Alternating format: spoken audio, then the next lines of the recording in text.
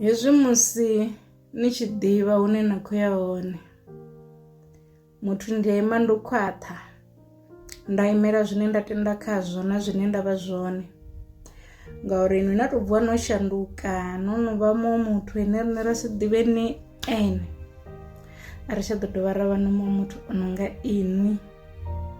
Ni songo tenda u ṅwiwa vhuinwi, ndi khou amba vhuinwi vhune no sikwa naho, ndi dzi qualities dzaṋu dzavhuḓi dzine dza nga tou uri vhathu vha ḓo tou vha vha sa dzi pfhesesi.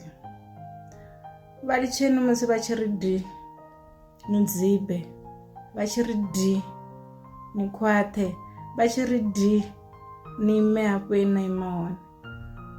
Ndi khou amba arali no ima kha ḽa ngoho, ni songo tenda u muviwa, ni songo tenda u sheikiwa, ni songo tenda u gwadamisiwa fhasi. Ivhani wa nungo, be strong. Ndi quality yavhuḓi u vha strong. Yes, humbelani thuso kha vhaṅwe hune na tea u humbela hone thuso, but musi nyimele i na ini tshiṱikini i tshi khou ni dzinginyisa, ni songo dzinginyea. Dzinginyeani nga inwi muṋe ni tshi khou yo dzhia action uri I'm going to do 1 2 3 about this situation, not uri ni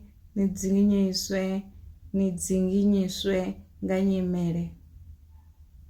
No, ni songo imiswa nga nyimele. Takuwani ni ime musi tshi tshifhinga tsha uri now I want to stand and do 1 2 3.